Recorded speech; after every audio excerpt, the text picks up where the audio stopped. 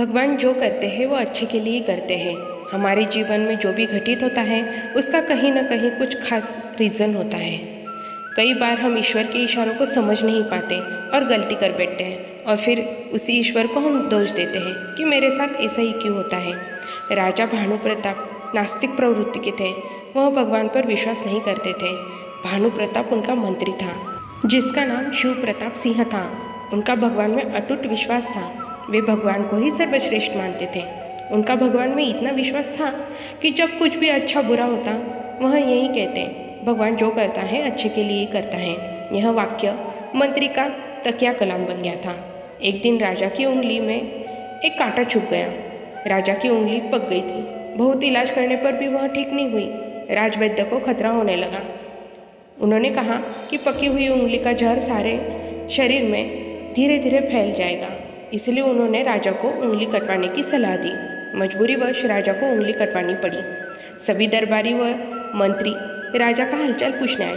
तभी सभी ने राजा की उंगली कट जाने पर दुख व्यक्त किया, पर मंत्री शिव प्रताप जी ने दुख प्रकट करने की जगह पर यह कहा कि भगवान जो करता है वो अच्छे के लिए करता है। मंत्री की ये बात सुनकर राजा को बड़ा क्रोध आया। उन्होंने सोचा कि मेरी तो उंगली कट गई और मंत्री कह रहा है भगवान जो करता है अच्छे के लिए करता है।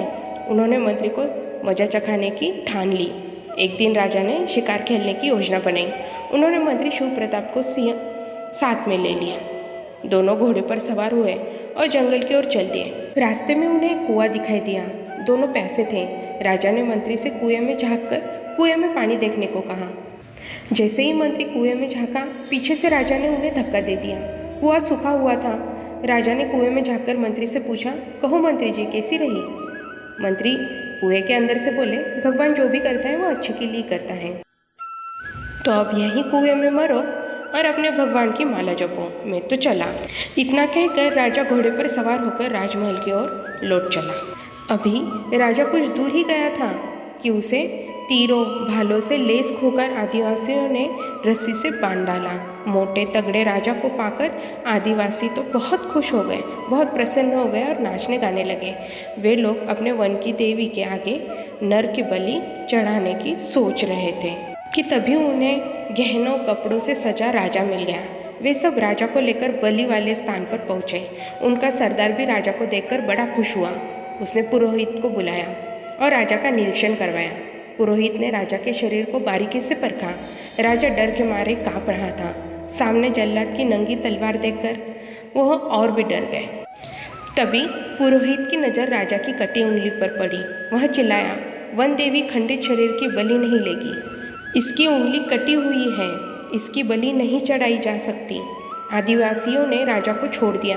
राजा ने भगवान का धन्यवाद दिया और मन ही मन सोचा, मंत्री ठीक कहता है, मैंने उसे नाहक ही कुएं में ढकेल दिया। राजा घोड़े पर सवार होकर कुएं के पास आया।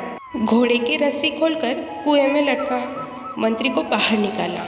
अपनी गलती की क्षमा मांगते हुए राजा ने कहा, मंत्री तुम ठीक कहते हो, भगवान जो करता है अच्छे के लिए ही करता है। मेरी उंगली कटी हुई थी, इसी कारण मैं भगवान की कृपा से आज बच गया।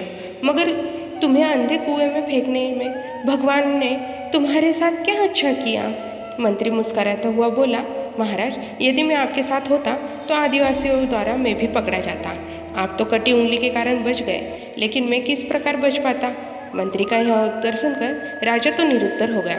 मंत्री ने फिर कहा, इसीलिए मैं कहता हूँ, भगवान जो करते हैं अच्छे के लिए ही करते हैं। मनुष्य को किसी भी परिस्थितियों में परमात्मा को भूलना नहीं चाहिए।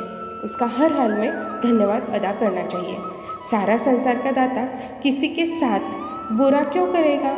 किसी के साथ यदि कुछ गलत भी होता है तो समझ जाना कि इसमें परमात्मा की कुछ मर्जी होगी।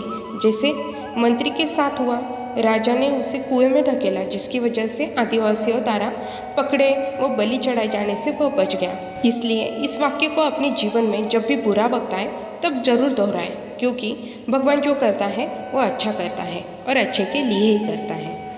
दोस्तों, यदि आपको यह कहानी अच्छी लगी हो तो कृपया कमेंट करके ज़रूर बताएं। Thank you.